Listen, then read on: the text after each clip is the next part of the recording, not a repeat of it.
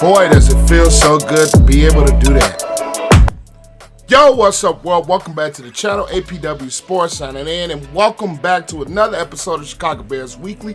This is Season 5, Episode 4, and of course, being the Chicago Bears Weekly here in the off-season. Of course, we're going to cover off-season moves, free agents, signings, all of that deal. But since we're in the point of free agency, even though the big part of it has died off, we're still in the midst of some free agent signings here and there. And we're going to do a little bit of revisionist history on the Chicago Bears free agency. Now, I've previously done a video on an older season of Chicago Bears Weekly where I covered the 5 best free agent signings that the Bears have ever had. So we're going to take a little bit of a twist and a turn in today's episode, and we're going to talk about the 5 worst free agent signings that the Bears have had in franchise history. But before I dive into this episode, make sure you guys leave this video a like, as that always helps this channel to grow and it helps beat the YouTube algorithm.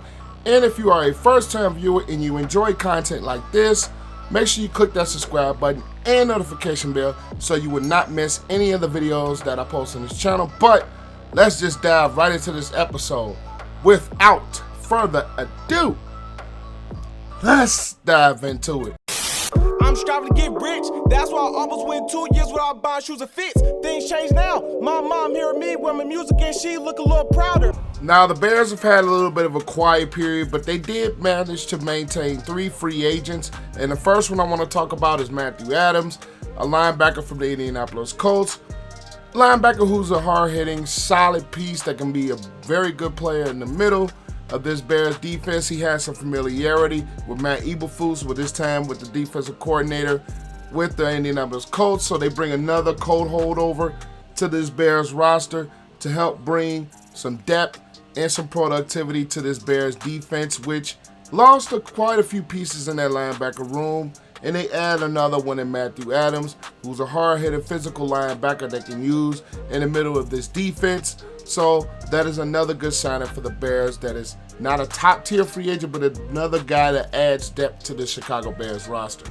Another signing that the Chicago Bears made during this time is Tavon Young, a young cornerback from the Baltimore Ravens. While Young has had some up and down play with the Baltimore Ravens, the Bears addressed the need that honestly they've needed before even last season, which is the cornerback position. He just helped bring some depth to this position. He's quick. He can get some things done within this Bears defense and this 4-3 scheme that Matt Eberflus is going to bring. So it's just another, he's young, but he still has some time and some experience in this league. And that just adds more depth to this Bears defense to try to rebuild this roster. And the key to a rebuild is adding depth, and then you go add the top stars. So the Bears are right off on a good foot with the signings of Adams and Young on their defense, and it's adding depth and adding somebody that can step in and do some things right away and help build towards this Bears future. And another signing that the Bears made is tight end Ryan Griffin from the Jets. He spent his first 6 seasons with the Houston Texans and the last 3 with the New York Jets. It just adds more depth, and I'm going to keep saying it with these signings, more depth to the Chicago Bears roster. The tight end position, Jimmy Graham is getting a little older in the tooth. You got Kmet, so you're going to need another solid weapon outside of him and Jesper Horsted. So this Bears roster is just adding more depth to this roster, and it's adding guys who can come in and have some production with this Lugetti offense and this Matt Eberflus-led and Alan Williams-led defense. So the signings of Young, the signings of Adams, and the signings of Griffin, they're not names that's going to jump off at you. But with this Bears roster in the restructure and the rebuild mode, adding depth is going to be absolutely key. And all 3 of these players add depth and add some experience and add guys that can come in and contribute to the Chicago Bears roster in 2022. That covers the signings and kind of the offseason moves that the Bears made throughout the course of this week. Let's just dive into the bulk of the episode. Let's dive into the top 5 free agents. Matter of fact, the worst 5 free agents that the Bears have ever signed in franchise history. Let's get it. Number 5 and the worst Bears free agents of all time goes to Orlando Pace. Orlando Pace was brought over from the then St. Louis Rams, which is now the Los Angeles Rams, during the 2009 NFL offseason. That offseason, the Bears signed Orlando Pace to a 3-year, $15 million deal to become the team's left tackle. He ended up playing in the first 11 games for the Bears, but he ended up suffering a groin injury which ended his season, and the injury ended up ending his career in the NFL. During his time with the Chicago Bears, Orlando Pace was not the same player that he once was with the St. Louis Rams, and he was a huge shell of his former self during his time with the Bears. He ended up retiring after that 2009 season, but he was still ultimately named a Hall of Famer, namely due to his stellar career with the St. Louis Rams. The fourth worst free agent in Chicago Bears history goes to Kordell Stewart. Kordell Stewart was nicknamed Slash during the earlier part of his career due to his ability to play multiple positions well on the field. During the 2003 offseason, the Bears ended up signing Kordell Stewart to a 2-year, $5 million deal to be the team's starting quarterback. And, of course, the list is the worst free agents ever, and the signing for the Chicago Bears ultimately didn't work out well at all. During that season, Stewart barely completed over 50% of his passes in just his 7 starts with the Bears. The big problem for Kordell Stewart during his tenure was the interceptions. He had a touchdown to interception ratio with 7 touchdown passes to 12 interceptions, throwing for over 1,400 yards, and the Bears posted a 2-5 record with him as a starter. The Bears ended up releasing Kordell Stewart after just that one season with the franchise. The third worst free agent in Chicago Bears history goes to Cody Parkey. And Cody Parkey should be on this list just for the double doink alone.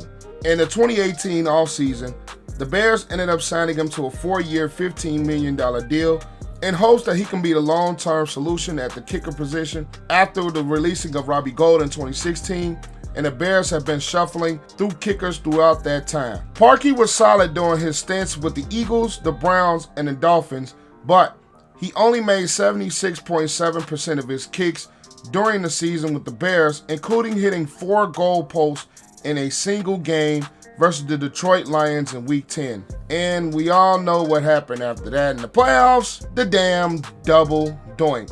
And it's no need to relive that moment, so we are just not going to talk about it much, and we're just not going to play any clips. But thankfully, he was relieved of his duties at the end of the season. The number 2 player on this list goes to Thomas Smith. The Bears throughout his franchise history haven't really given long-term deals to players that really haven't proven so much in the NFL, but that all changed in the 2000 offseason when they signed defensive back Thomas Smith to a 5-year deal worth $22 million before the 2000 season. He ended up playing in all 16 games during that 2000 season, but Thomas Smith did not create a single turnover, and he was really not a great corner in coverage.